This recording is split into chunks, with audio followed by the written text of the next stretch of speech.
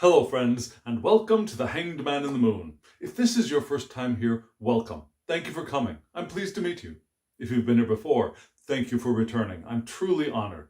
Friends, if you are a returning visitor, you certainly know that this is my deep dive into an intensely expanding deck called the Egyptian Tarot by C.C. Zane and the Brotherhood of Light. And I call it an expanding deck because it itself is not expanding, but it is causing me to expand. It is helping me to expand my abilities and my potentialities, my potentials as a reader of tarot, especially in regards to the use of astrology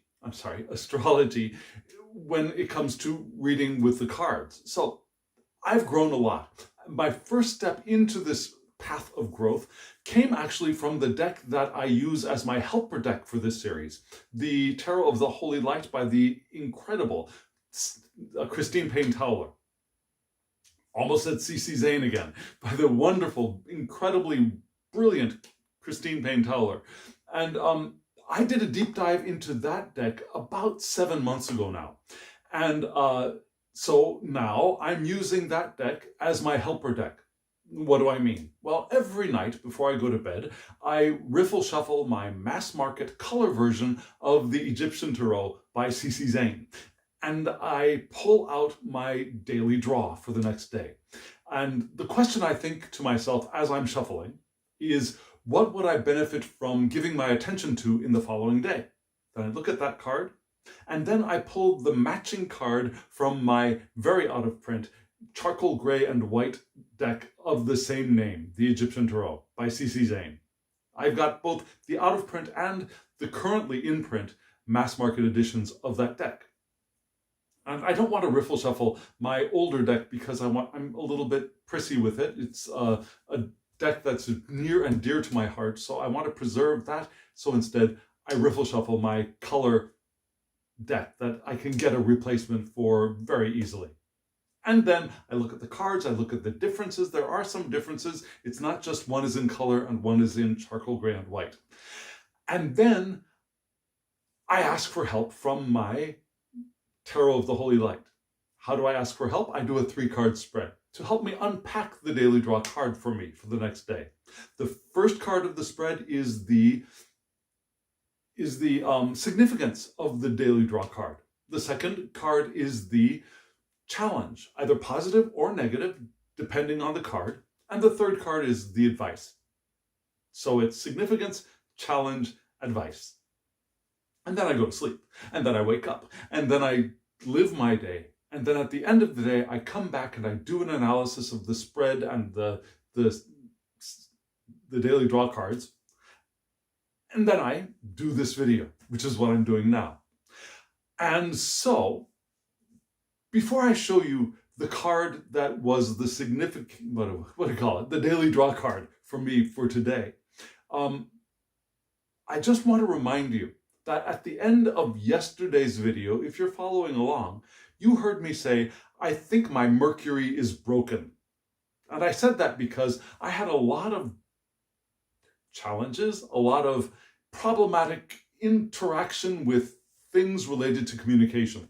My devices, a video, people breaking my video by calling me on the phone, a lot of things related to technology and especially in the realm of communication were just going off the charts on the fritz for me yesterday. Like it were, I don't really experience Mercury retrograde the way some people do, but yesterday felt like what I think a lot of other people experience with a Mercury retrograde. And so I said, I think my Mercury is broken. And then I finished the video, I edited the video, also had problems doing the rendering. It wouldn't render. The video I recorded yesterday, it took me 3 or 4 times for it to render, which is just like insane. But then I got it all done, got it uploaded, had a little bit of fun last night on my own, playing with my cards, different decks, Tarot de Marseille, just in case you're curious. And then I pulled my daily draw, remembering that my Mercury is broken, right? So I shuffled the cards, and one card jumped out And I don't, if you know me, you know I don't read jumpers the way some people read jumpers. But one card jumped out, and so I looked at it and I said, well, you clearly don't want to be in this shuffle. Because that's what I think of when I jump, English, when a card jumps out of the deck when I'm shuffling, my thought is, this is not a card that wants to be read. This is a card that wants to leave the shuffle. Yeah. So it looked like it was pulling itself out. And so I looked at it and it was, guess what? The Magus. The Magus. And so I shuffled the deck and I pulled the card. And so here we are. I've got the card. I've got ready for us. Let me show you that card right now.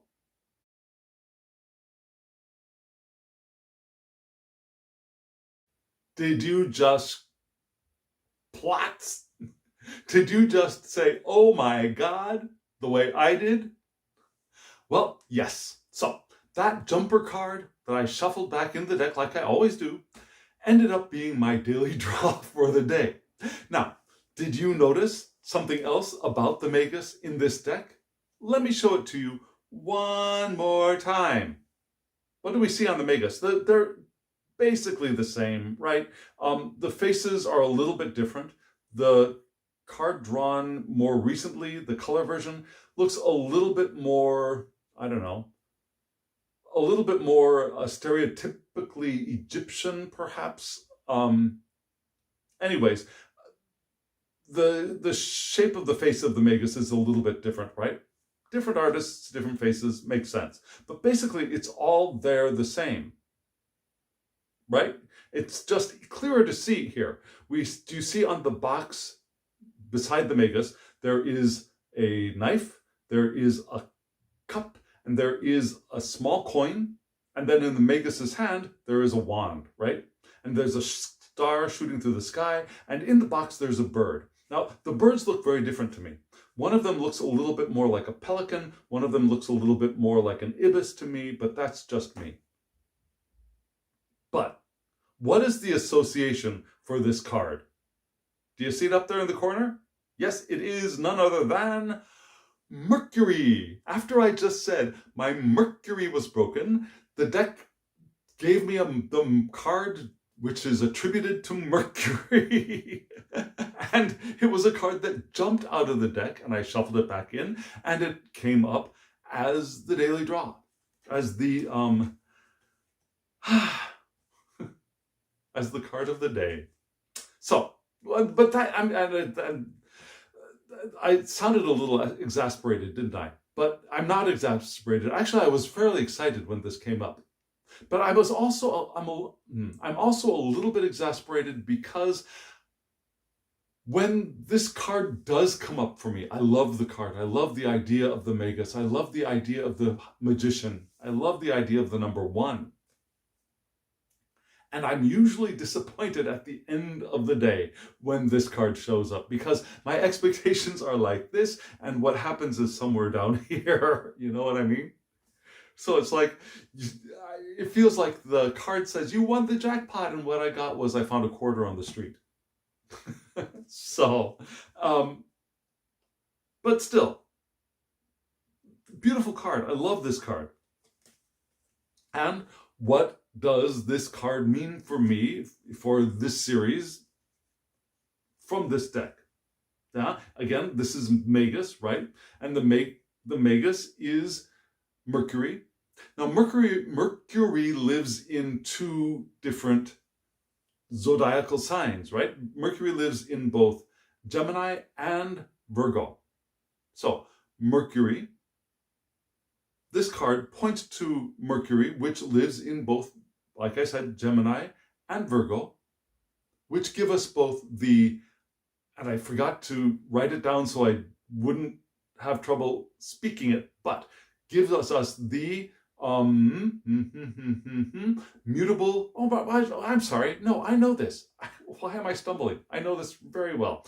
Mercury, Jupiter, they're both only in mutable signs. So, mutable air and mutable Earth's vital energies enter our world with Mercury beaming through both. Yeah, Jupiter and Mercury only inhabit the mutable signs, as far as the association between planet and sign and house. Now, of course, Mercury also beams through other signs when it's in the, for example, the Gemini domicile of a Libra, for example, right? But when it's in its own house, it's a mutable sign.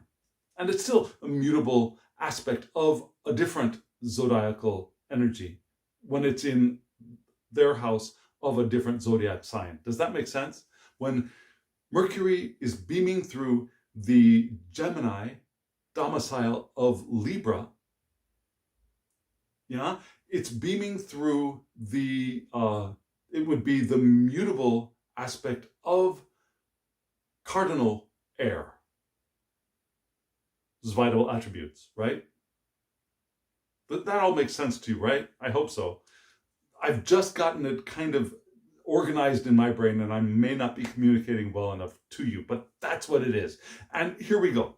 Again, Mercury beaming through both mutable air and mutable earth in Gemini and Virgo. And I always pause on Virgo and Venus because my brain has them overlapped. They aren't, but that's the way my brain has worked. And so here we are. Magus, what is that? Will. It's will and dexterity. The will of the mind, spirit, heart, what we want. And dexterity also. We do stuff with our hands. It calls us to take initiative. And to be persistent, not to take the initiative and then just let it go, right? We want to be persistent with our will, with our will being done. It's willpower. It's winning over obstacles as well. It's mind over matter, because mind creates matter. It's acquiring by effort, which I don't particularly like the idea of effort so much, because I think there's a better word. It's acquiring by doing, by making, by interacting with matter. It's applying energy with compassion. I was about to say force, but it's applying energy with compassion, because I don't think force can ever be compassionate. It's applying action with compassion. It's also faith in a higher power. Why? Because the Magus has just taken the first step into the physical realm and still has a very clear feeling of connection with the divine from which it has emanated. It's justice through integrity as well, which is wonderful. The Magus, in this deck, just like in Pamela Coleman Smith's art, has all of the tools there available to him, her, them. All the earth that they need, all of the air that they need, all the fire, all the water that they need is here. Plus, this bird of what I think of as wisdom. The bird of the Thoth. Which is interesting because Thoth is also, if you know your mythology, your cross-cultural mythology, Thoth is also related to what? Mercury. And to Mercury Trismegistus. Trismegistus. My pronunciation is wrong, but you know what I mean. The thrice Mercury of the alchemical and esoteric vein, which leads us to the Tarot eventually.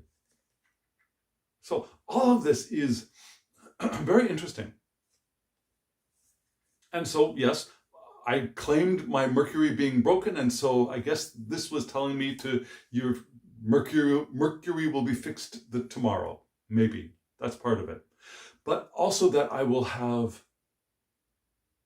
be able to accomplish, I will be able to do, I will be able to make, I will be able to engage my willpower.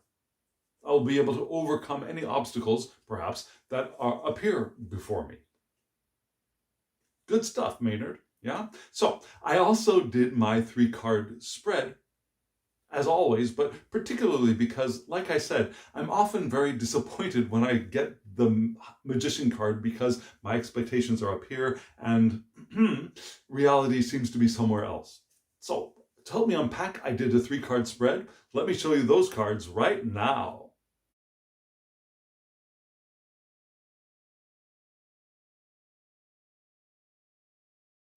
You just saw the 3 cards. From left to right, we had the Ace of Wands upright, and then 2 reversed cards, right? The 9 of Cups and the 8 of Cups were both reversed. That made me a little concerned, perhaps. And I know, and I hope you know, that reversed cards are not bad cards. They're not negative cards. They're not, you're going to be in trouble, or you're going to have a horrible day, or you're totally screwed. But they're things where we are given advice, we're given precautions. They could be something that is, rather than an attribute manifesting in the apparently outer world. Rather, it's something that is going on internally. It could also be that. It could also be energy that is that is being over-exaggerated, or energy that is being resisted. There are different ways of reading reverse cards. However, they do take a little bit more consideration.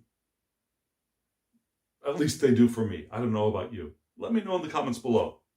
But so we started off with a really cool card, a card that I love seeing, especially when it comes upright.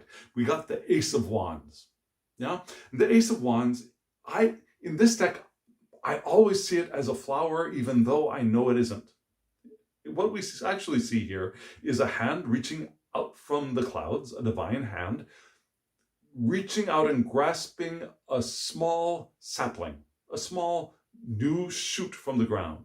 And behind it, there is a glowing gold sun-like orb with a lot of alchemical imagery in it.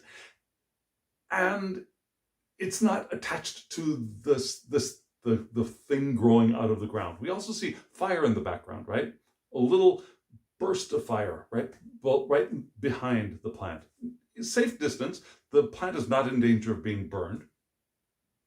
And you can see the attributions, yes, are Aries of Aries, and because the planet is Mars. So the Ace of Wands points to the Aries decadent of Aries and its subruler Mars, from which the cardinal aspect of cardinal fire's vital attributes enter our world. Cardinal aspect of cardinal fire's vital attributes enter the world. That's a beautiful card in this deck. I've made spreads out of 2 aces from this deck. I've made a spread from the Ace of Swords in this deck, and I've made a spread from the Ace of Discs from this deck. I haven't done one for the Ace of Cups or the Ace of Wands yet. I might. We'll see. But I love this card. I love this card, and I love the attributions. My sun is a fire sign, though it's Leo instead of Aries. And when I think of the Ace of Wands, I always subconsciously, well, it's kind of conscious actually, but whether I'm paying attention to the thought or not, I associate the Ace of Wands with the Magician, because they're both wands. And for me, the wands, the fire suits, are the top of the ladder of descending elements. For me, the elements start off with fire, and then they move to water, and then they move down to air, and then they move down to earth. Now, they don't go in that order for many other people, but for me, that's how I order them. So for me, this is the first card of the first element, which reminds me of the Magus. Also the fact that the Magus, what is his or her or their most important tool? All of them are important, but the preeminent tool, I think, for the Magus is the wand, the single wand. Yeah, in most of the arts for the Magus, we're going to see even the batelier in Terre de Marseille often is holding up a wand too. So that wand, that singular fire stickness of the Ace of Wands echoes the either the Magus or the Magician or the Batelier for me. So why am I telling you all of this? Well, because this is such I think this, for me, when I'm reading these cards, is a good echo. So it's an echo that, yes, I have a lot of potential for this day. And the Ace of Wands being both Mars and cardinal aspect of cardinal fire's attributes, we have the first step of a new journey. It's Mars coming out of the gate, balanced, fresh energy. Now, Mars has just entered a whole new cycle. Because Mars is starting our journey off for us. But there's a continued need to focus desire, to make plans, to clear away obstacles, and to self-empower, which all remind me of the Magus. It's the first step of manifestation into the physical plane, from absolute potential to initial movement into the kinetic state. Yeah, potential energy, kinetic energy, right? Those are the balances. So from potential to taking the first step into kinetic energy. No matter our age or experience, there are still untapped potentials, according to the guidebook, which is true. We can all discover things within us that we have not allowed ourselves or had time to develop yet. Because we have unlimited potentials within each of us, within you, within me, within your grandmother and grandfather, whether they're physical or non-physical, they have potentials that have not yet been expressed. And like I said, again, here, Mars is still focused and well-balanced. He hasn't started getting pissed off yet. So that's a good unpacking, I think, of the Magus card. So again, my expectations were raised a little bit, but still I know that just because it's moving into kinetic energy doesn't mean the manifestation is going to happen all in one day. Now, this is a beginning, right? So I also got the opportunity to recall patience. Focused energy, but patient, right? And so the card that is the advice for me, not the advice, the challenge for me from that significance of the Ace of Wands was the Nine of Cups. Here we go. Here's the Nine of Cups. Let me show it to you upright. Upright. Now this is a card that's a little bit difficult for me to see because there's so much here, but there are 9 cups. There are 9 cups in that tree. There are birds flying. There are flowers in the tree. The sun and the moon are below the tree. And you see at the bottom, the significance is Pisces of Pisces with Jupiter, because Jupiter is the planet. So this is the 9 of Cups in this deck is the first decanate of Pisces, which is cool because my moon sign is Pisces. But because this is reversed, we also have the similar, rather than the domicile, we have the similar of Jupiter in Sagittarius. Yeah, the other sign that Jupiter is at home at. So the 9 of Cups points to the Pisces decanate of Pisces and its subruler Jupiter, from which the mutable aspect of mutable waters' vital attributes enter our world. Now, so we've got a lot of mutability here. We've got Pisces supercharged. So what does this mean? Well, when it's upright, we got ideas of satisfaction, of voicing our desires, speaking our desires into manifestation, like the Magus, a little bit. Keeping contact with love, appreciation, gratitude.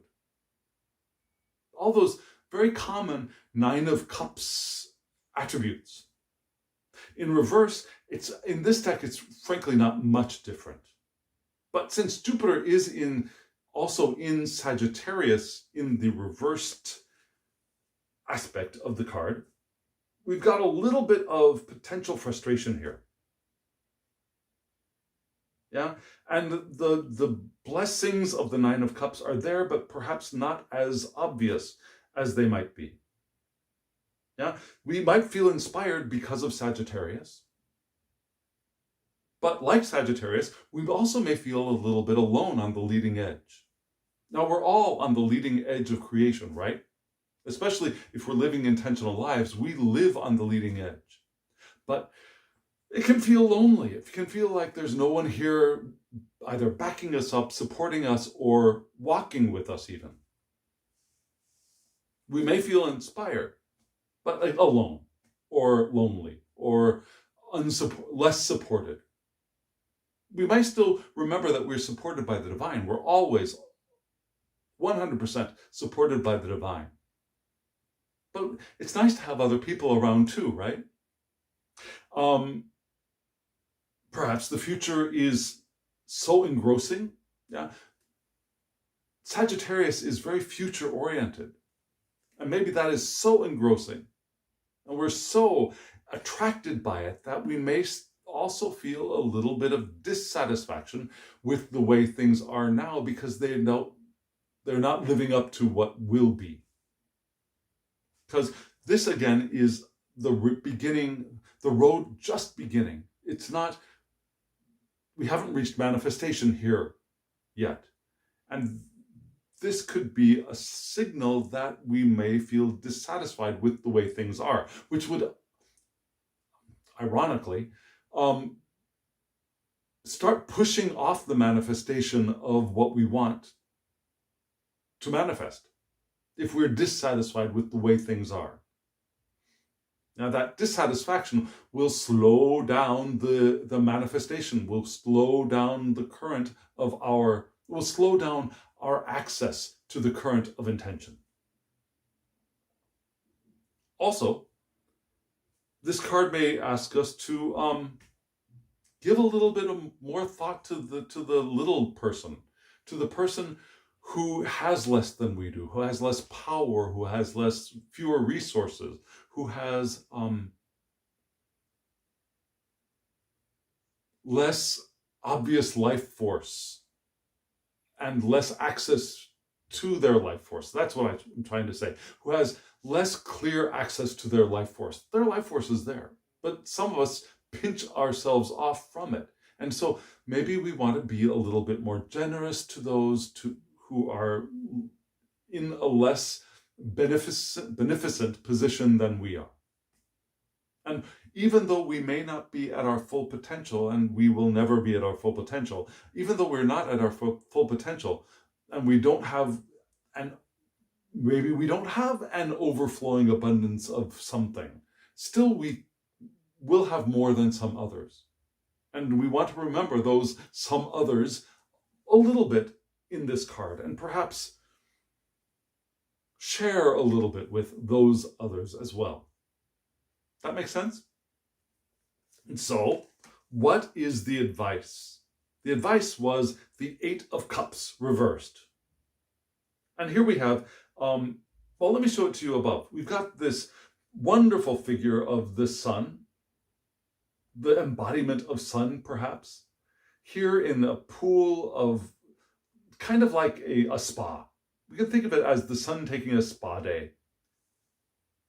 Now we got flowers, we got the moon above the sun, sheltering the sun for recovery perhaps, and detoxing and clearing up their lives. In reverse, what do we get? We still have the Pisces decadent of Scorpio with Mars. I'm sorry. What am I saying? The Scorpio decadent of Pisces with Mars beaming through. We also get the fall of Jupiter in Capricorn because the 8 is the third decadent. So the upright would be an exaltation, The reverse is a fall. And the last time that this card appeared reversed, interestingly, for me in this deep dive, was January the 14th. And on that day, it also appeared with the Magus, but not the Magus from here, but the Magus from the Tarot of the Holy Light. So that's an interesting thing. A little note on the side. So again, what does this mean in reverse? The Eight of Cups points to the Scorpio decanate of Pisces and its subruler Mars, from which the fixed aspect of mutable water's vital attributes enter our world. And my ascending sign is Scorpio. My moon is Pisces. So this is also this reflects my chart a little bit as well. And where upright, we've got the idea of detoxing and clearing away stuff. In the reversed form, we've got some more, it's more challenging than the Nine of Cups in reverse.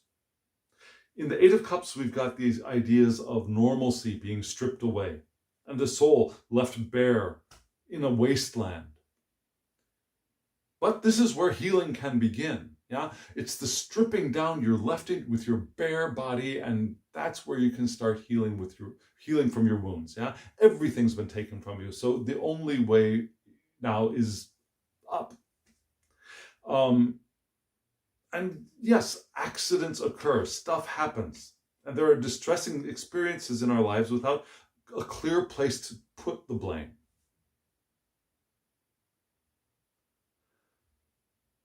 So that's something else to remember, that things may have happened that we're not happy with, and rather than trying to point fingers and figuring out who to blame for it, whether it's other people or ourselves, this card is telling us to just let it be, I think. But it's also maybe not the best time for us to wear our hearts on our sleeves, as they say. Not the best time to reveal every thought and every emotion at this time. We want to keep vigilant of who we're associating with or what energies we're allowing to enter our lives, enter our auras, enter our beings. Because we're a little bit vulnerable now.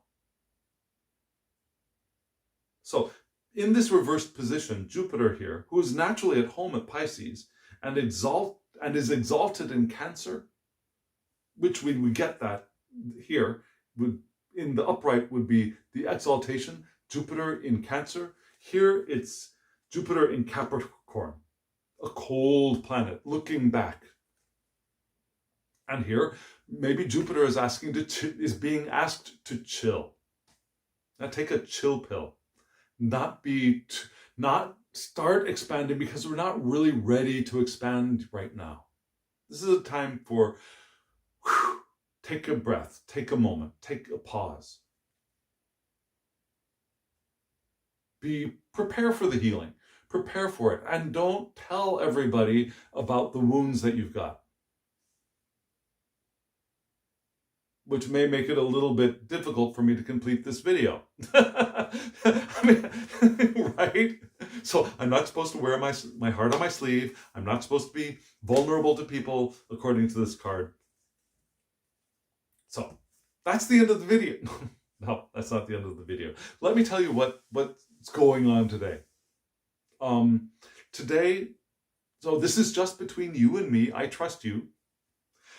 Today was a day. I mean, it was. I woke up. I had breakfast. I watched a very interesting movie, Babylon. Very good performances all across the board, I thought. Beginning with Brad Pitt. About Hollywood in the transition from silent to talking films. Very interesting and entertaining movie. And then I had lunch, and I cleaned up, and I went to work at the library for a couple of hours. I'm back to working at the library again. And at the library, I did a little bit of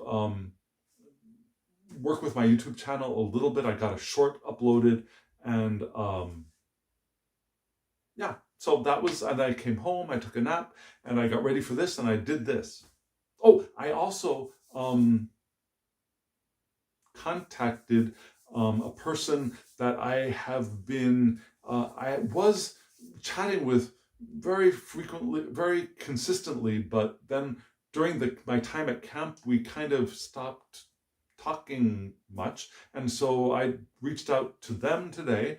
And interestingly, they said that they'd been studying mysticism over the last few weeks, which I'm really curious about that. So one of the things that I decided to put out there is that I want to get back in touch with some people, and what do I want to manifest? Well, one of the things I want to manifest with the Magus was to get back in touch with some people, to perhaps do a little work of revitalizing my channel in some way. I'd like to start figuring out a way to expand my reading base. So I'm just thinking. Often when the Magus comes up, I'm at a place where, okay, so what? I'm not really sure where to put the energy, what to focus on, and so. Yeah. Yes. So I guess I do feel fresh energy, like the Ace of Wands was saying. I feel like my potential energy is starting to go into kinetic energy, sure. Maybe the first steps of manifestation are happening without my really noticing them. I know what I want, I think. No, I know what I want. I'm not sure how it's going to happen yet, but maybe that's appropriate for this time with the Magus and the Ace of Wands. Yeah, like the Nine of Cups, I do feel like I'm a little dissatisfied and feeling a little bit alone on the front lines, I suppose. Yes, that makes sense. I don't particularly feel wounded, which is interesting because if you've been with me for a while, you also know that I also, in addition to my deep dive to this, into the Egyptian Tarot, I do a daily draw of a charm from the Charmed Tarot, it's a deck of stick figure drawn renditions of Pamela Coleman Smith's art for the Smith Waite deck in really small pewter tiles. So it's the whole deck of 78. So I pull a daily charm for myself. And my daily charm for today was the Three of Swords. Another card of woundedness, right? Of learning from our wounds, learning from the heartbreaks that we've had. And so what is the particular heartbreak? Don't feel particularly broken. But maybe I am learning from my past a little bit more. I guess I'm sure I am. I am learning from my past. Yes. That's the ticket. So friends, I'm just starting to ramble, I think. So I'll stop here. And I'll say thank you very much for being here with me until this end. And if you are still here, thank you, and hit that thumbs up button so that YouTube knows that you got something out of it and other people might get something out of this video too. It draws more eyes to the channel. Subscribe if you haven't subscribed, and hit the alarm bell so you get notifications of when I upload videos. It'll help. It'll be a benefit for you, I believe. And comment below. I'd love to hear from you. What do you think? Does this mean anything to you? How do you feel when you get the Magus in a reading? Do you feel like I do? You see it and you think, wow, that's great. But then you realize that, my expectations are usually higher than the reality. Or do you feel more magical when it comes up? Let me know in the comments below. And if you want these decks, they are available. Yeah, the color version of this deck of the Egyptian Tarot is available at Amazon. I've got a link below. The Tarot of the Holy Light is available at the website of Christine Payne-Towler, and I've got a link below. Go buy one or both of the. I'd suggest buying both of these decks. They are wonderful tools for growth as a tarot reader. If you have them, let me know in the comments below. How do you use them? When do you use them? And if you want a reading from me, my email is in the description box below, thehangedmaninthemoon@gmail.com. Send me an email and we'll get you a reading. So friends, here we are. Thank you for being here. And as always, I wish you love, joy, well-being, and pure awareness. Thank you.